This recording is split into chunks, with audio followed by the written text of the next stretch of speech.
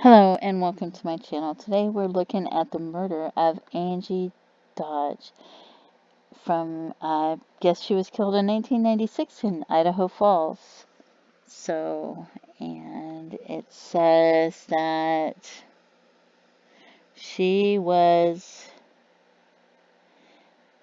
18 years old, I believe. Angie Dodge was 18 years old when she was killed at her Idaho Falls apartment in June of 1996. She was stabbed multiple times in 1996. So we're going to read about it in Wikipedia because I thought it had more interesting in Wikipedia. The rape and murder of Angie Dodge was a cold case in Idaho Falls that remained open from the crime's occurrence in 1986 until May 2019. For 20 years, a falsely accused Chris Tapp served time in prison for her rape and murder, while authorities searched for other suspects that matched the DNA left at the crime scene because he didn't match the DNA. In 2017,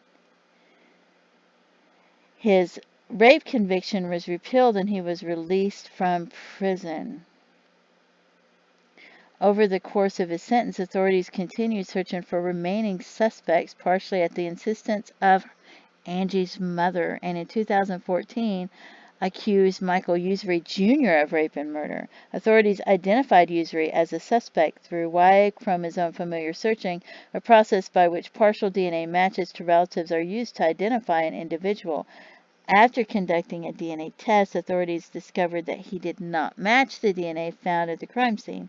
In 2019, authorities used autosomal, I don't know how to pronounce it, familiar searching to find and convict Brian Leigh Dripps Sr., who was found to have a full genetic match and confessed to the crime after interrogation. The cold case received notability as one of the example cases for familiar searching, where genetic testing for relatives led to the discovery of a suspect, with both false accusations and the ultimate conviction obtained through familiar searching. The case is an example for how non-criminal genetic repositories are used in criminal investigations and the debates of the appropriateness of their use. So, during the first stages of the investigation, Idaho Falls officials suspected 20-year-old Chris Tapp to be one of, they thought, multiple participants in the rape and murder of Dodge. After over 100 hours of intense police interrogation, he confessed to the crime, even though he didn't commit it. There was no physical evidence that tied him to the scene, and his confessions were inconsistent and contradictory. But they had tunnel vision and they thought he did it, so they kept interrogating him because they wanted him to confess because they thought for sure he did it.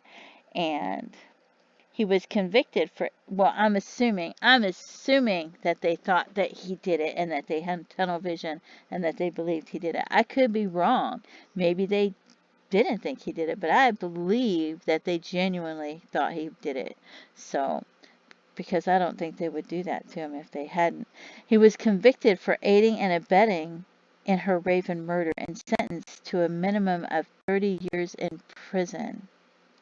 In 2001, he recanted his confession. And you know, somebody confesses to something and then they recant it. Nobody's going to believe that they're innocent after they've already confessed. So, he claimed he was coerced by police. And how many times do people say that? And we don't believe him. And fed information about the crime. In 2007, after Tapp had served 10 years in prison, his case was revisited. So after 10 years, a professor, an undergraduate at Boise University who worked with the project, reviews his interrogation tapes, and arrived at the conclusion that he had been heavily coerced into his confession. So that's 10 years, but he's still not let out. So his case was appealed in 2017 and the rape charge was rescinded, lessening his sentence from 30 years to 20 years. What? Oh, because his DNA didn't match, so they're still saying he killed him even though they know he didn't do the rape. So he had then served his full 20-year sentence and was released. And then he was exonerated for the murder charge in July 2019 after Brian Leigh Dripps Sr. was arrested as a suspect for Dodge's murder. Isn't that just crazy? 20 years. And that's why I have a hard time when they the death sentence. The death sentence. I remember studying in college about the death sentence and how many people got the death sentence, and then after they died and had the death sentence, they found out they weren't even guilty. And it just seemed like it was way too many people weren't guilty of what they had gotten the death sentence for. So, and I don't know if people had tunnel vision while they're investigating, or they just wanted people to feel safer, or why. But I don't know, it really bothered me that people were innocent that had the death sentence. So Michael Usery Jr. is a filmmaker from New Orleans, Louisiana, and he was once suspected of the murder of Angie Dodge. Authorities began to suspect him through familiar searching. Michael's father, Michael Usery, contributed a DNA sample to the Sorensen Molecular Genealogy Foundation. The Sorensen Molecular Genealogy Foundation was later acquired by Ancestry.com along with the Y chromosome database, a collection of genetic data for tracing paternal ancestry. Idaho Falls authorities obtained a court order to search Ancestry.com's database and found a match of 34 out of 35 searched with Michael Usery Sr. as a result that strongly indicated a close relative of his would probably be within 3 or 4 generations to be a close match. Michael Jr. was further suspected because of records of his trips to Idaho that have him going through Idaho Falls, as well as the dark nature of his films such as Murderabilia, which involves the brutal murder of a young woman. After Idaho Falls officials interrogated Usery and obtained his saliva samples, they discovered that he did not have a genetic match. So meanwhile, he's being accused and he's going through all that and he's innocent. And I'm sure it didn't help his reputation any. To the sample found at the scene of Dodge's murder, allegations against Usery were dropped and the trail went cold once again. I wonder how many people close to him that thought he was guilty because of the film and stuff. The accusation of Michael Usery Jr. was met by dissent from the public. Critics claimed that the use of Ancestry.com database was unethical and a breach of privacy. Opposition argues that since Michael Usery Sr. donated his DNA sample for recreational religious purposes, that data should not be used as grounds to accuse members of his family for a crime. Ancestry.com met public. Well, it wasn't their fault. They had a search warrant. Right? They didn't. What are they gonna do?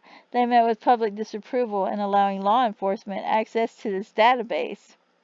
Michael Usery Jr. stated that the investigation was a severe breach of his and his father's privacy. And what do you think? I mean, what's your opinion on this? Because to me, I think if you have a child or a grandchild that's murdered, you're going to want them to use the DNA. You're going to want them to find out who did it, and you're going to want that person put in prison.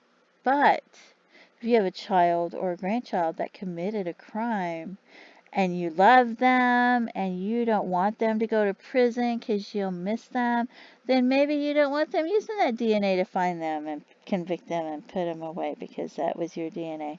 So, what are your thoughts on the subject? Because I'm curious. I'm curious. Do you think they should be allowed to use DNA, or do you think they shouldn't be allowed to use the DNA? To me,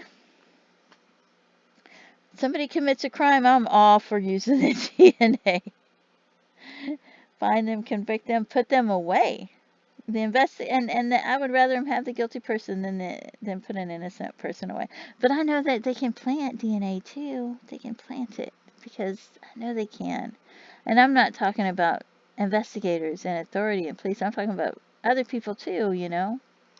The investigation once again gained momentum in late 2018 when Idaho Falls authorities made another attempt to use DNA searching to find Angie's killer. C.C. Moore at Parabon Nanolabs in Virginia agreed to assist authorities in searching GEDmatch, a public repository for autosomal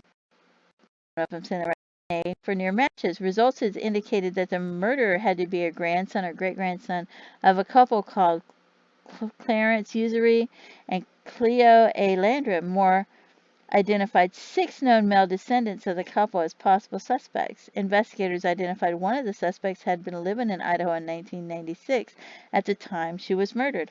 Police told the suspect to collect DNA sample, but it returned a negative match, so that one didn't match the crime. After 3 more months of genealogical investigation, more discovery, he found a 7th previous unknown suspect descended from the same couple called Brian Leigh Dripps Sr. He had lived in Idaho Falls in 1996, and 2018 he was living in Caldwell, Idaho, not far from Idaho Falls. I wonder if he killed anybody else. Investigators obtained a DNA sample from a cigarette butt thrown from his car window, so he littered, right? And they took his litter and they found a match. So don't litter, because they're going to find your DNA and poof, they got a match, right? No, they could have got it in other ways too. They could have got it out of his trash and then grabbed a cigarette. So we already got a match, let's grab a cigarette. Brian Leigh Dripps Sr. had been living in Idaho Falls across the street from her. So he lived across the street from Angie during the period surrounding her death. After interrogation, he confessed to the rape and murder of Angie. Brian was reported to have said he only meant to rape her and didn't mean to kill her. What? I don't think so. If he didn't mean to kill her, he wouldn't have killed her, right? I wonder if he's killed other people. I wonder if that DNA will help them find other people if he did. Because I find it hard to believe that he would just do that to one person. And he broke into her house to do it. I mean, if you've never broke into somebody's house before, are you going to break into their house? If you've never raped somebody, are you going to break into somebody's house to rape them? I don't know. In February 2021, maybe it was the first time he ever did it. I don't know. He pled guilty to the crime. And then he must serve at least 20 years in prison before he will be eligible for parole, according to the judge. ABC filmed the investigation, discovery, and arrest of Brian Dripps in real time over the course of several years and aired much of the footage in a 2021 episode of 2020. Wouldn't it have been nice if it would have been a 2020 episode of 2020? Familiar searching is a process of finding an individual for which one cannot find a genetic match through finding approximate matches to their relatives and using genealogical data to identify the individual in question. Investigators of this case were scrutinized for their use of non-criminal databases to find potential suspects, with the primary concern being a breach of privacy for the individuals involved.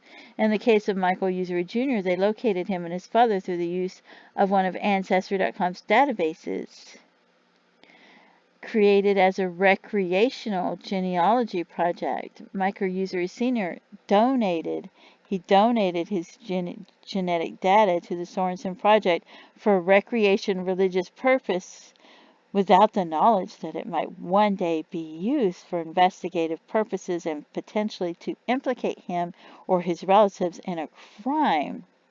And he stated that this conduct by the authorities was a severe breach of both his and his father's privacy.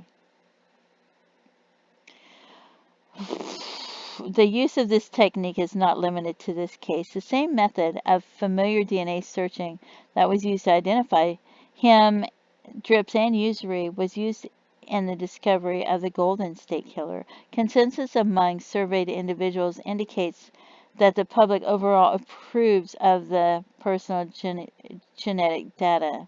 And for violent offenders. And how do you feel? How do you feel about that? Do you feel like they should be able to use DNA data to investigate violent offenders, or do you think they're going to get carried away and just start using it for everything?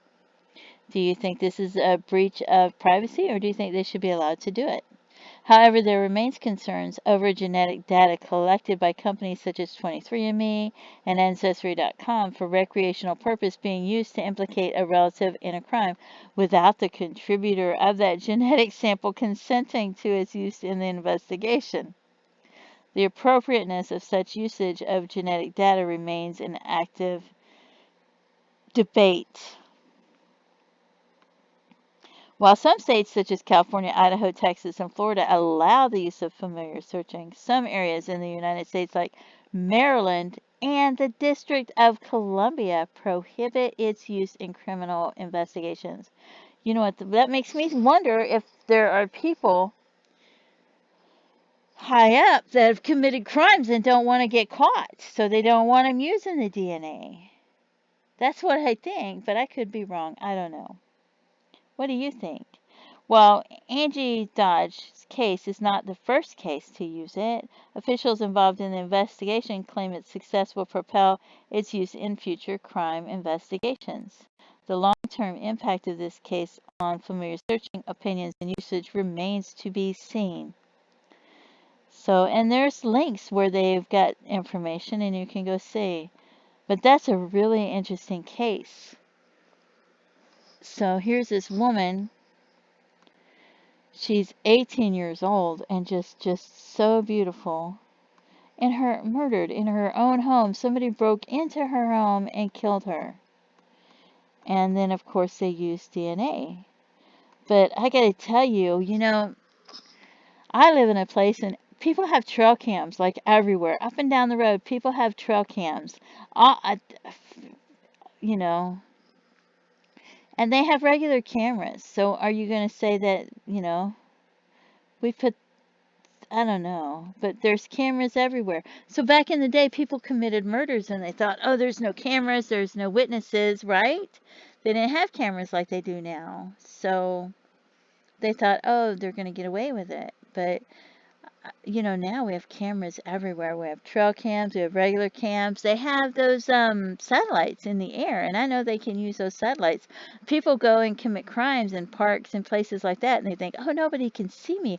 I'll never get caught. Oh, look, I'm right here, and nobody can see me. But if the FBI and people like that are involved, I think they can actually use those satellites to follow those people while they're in their vehicle and see where they're going, right? I don't know about the FBI I don't know which people have access to it and can use it when they're investigating criminals, but yeah, I'm pretty sure they can use it to see if somebody's going around committing crimes and be like, oh, it's got you. And then they'll say, oh, I got you this way or that way, but the main way they got him was something like that. And people don't realize, I don't think people realize and understand, and maybe I'm wrong, but I think they can. So, and I don't understand, you know, I don't understand why people would think they can't use DNA. But I don't think we should have to, I don't know about paying to have your DNA research because, you know, I feel like I donated all this genealogy research, all this, you know, I used to transcribe census records and stuff like that to help people so that it would be available. There was a bunch of us that did it so that it would be free for other people to be able to do their genealogy. And we wanted it to be free. And then all of a sudden, these places started charging for it, so we quit doing it for free. But so I feel like we shouldn't have to pay to do the genealogy because we donated our time, a lot of time. So I don't know about if I don't know about paying for 23andMe or paying for my DNA to be used for databases that's going to get criminals if that's what it's going to be used for. I don't know if I should pay for it, you know, but he didn't pay for it. I think he donated it. So I think if somebody commits a crime that's a violent crime and they kill somebody, I I think that they should use the DNA in the database to find them. But that's just my thoughts, you know, because sometimes we think things and they're wrong. And I have the right to change my opinion if later I hear somebody else's opinion that just sounds like it's so much better than mine and makes so much more sense and has things that I never even thought about. But I'd like to know what your opinion is. How do you feel? Do you think they should be able to use DNA from places like 23andMe and Ancestry.com, to find killers and people that commit violent crimes and put them away? Do you think that's a violation of privacy? How do you feel? Anyway, don't forget to pray for this beautiful young lady's family that lost her at such a young age, because that's so just tragic. And for the family of the man that was in prison for 20 years for killing her when he hadn't killed her. I mean, he may not be an innocent man. He may have committed other crimes, but I don't think he committed crimes where he deserved to be in prison for 20 years. That just seems like forever. So don't forget to pray for him and his loved ones. I mean, that's just so horrific. So, and other people that were involved, don't forget to pray for them as well. So, and the investigators that, to me, I'm going to assume they had tunnel vision and that they really believed he was guilty. And then later they found out that they had put an innocent man away. I can't even imagine what kind of a toll that would take on them. So don't forget to pray for them and their families as well. Anyway, thank you so much for tuning into my channel. Please leave your comments and let me know what you think. And have a great day. Bye-bye.